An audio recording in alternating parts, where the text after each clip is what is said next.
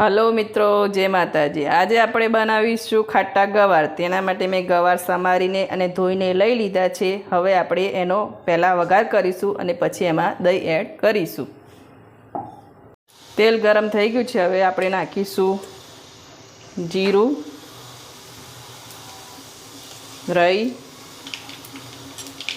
અને અજમો। ગવારમાં અજમાનો વઘાર બહુ સરસ લાગે છે, તેથી અજમાનો વઘાર કરવો। થોડીક હિંગ અને લીલા મરચાં। ગેસની આંચ ધીમી કરી દઈશું અને લસણ અને સૂકા મરચાંની પેસ્ટ।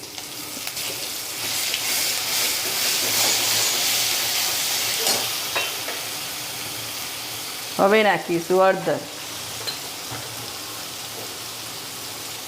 ધાણા જીરું। મસાલાને થોડું શેકી લઈશું। હવે એડ કરીશું ગવાર।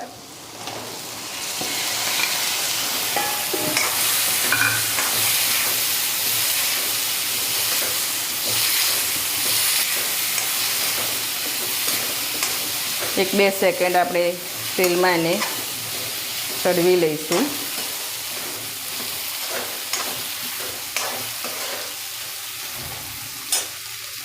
હવે નાખીશું મીઠું, સ્વાદ અનુસાર મીઠું।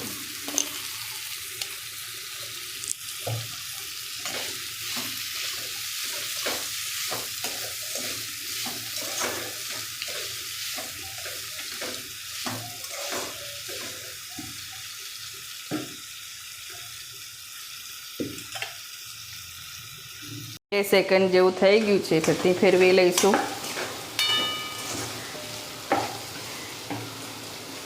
હવે થોડું પાણી એડ કરીશું, ગવાર ડૂબે એટલું જ।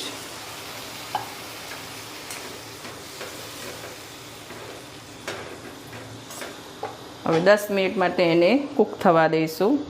ગવારને ચડવી લઈશું। ગવાર ચડી રહ્યા છે ત્યાં સુધી આપણે દહીંનો અંદર ચણાનો લોટ એડ કરીને મિક્સર રેડી કરી રાખીશું। દહીંને આવતે હલાવી લેવું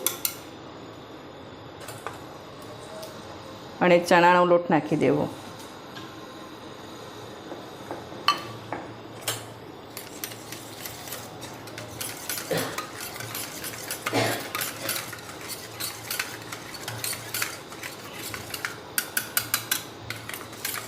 આ રીતે મિક્સ કરી દેવું ચણાનો લોટ। હવે એમાં મસાલા આપણે કરી દઈશું, થોડી હળદર, લાલ મરચું દહીંના ભાગનું જ, ગવારમાં તો આપણે એડ કર્યું છે, અને ધાણા જીરું અને થોડું મીઠું મિક્સ કરી લઈશું।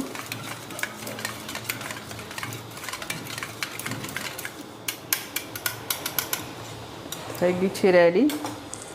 હવે ગવાર ચડે પછી એમાં એડ કરીશું। 10 મિનિટ થઈ ગઈ છે। હવે આપણે ચેક કરીશું। પાણી વેડ્યું હતું તે બરી ગયું છે અને ગવાર ચડી પણ ગયા છે। જો આ રીતે ચેક કરી લેવાનું।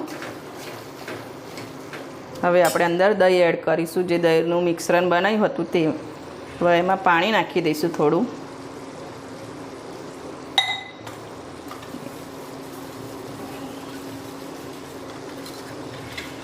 હવે અંદર એડ કરીશું।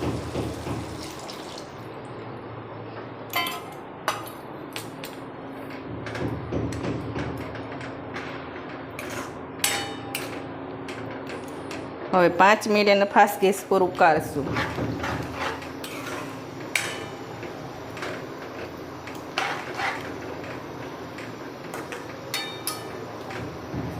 ઉકાળી લઈશું। ઉકળીને રેડી થઈ ગયું છે આપણું ખાટા ગવારનું શાક। જો સરસ ગ્રેવી થઈ ગઈ છે ખાટા ગવારની। હવે ગેસની આંચ બંધ કરી દઈશું। ખાટા ગવાર બનીને રેડી થઈ ગયા છે અને સર્વિંગ પ્લેટ પર લઈ લીધા છે। જો કેવા સરસ બન્યા છે ખાટા ગવાર। જો સરસ બને છે. તમે પણ બનાવજો અને પછી મને કોમેન્ટમાં કહેજો કે કેવા બનાતા ગવાર. અને જો મારી રેસીપી ગમતી હોય તો મારા વિડીયોને લાઈક કરજો, સબસ્ક્રાઈબ કરજો અને બેલ આઇકન જરૂરથી દબાવજો.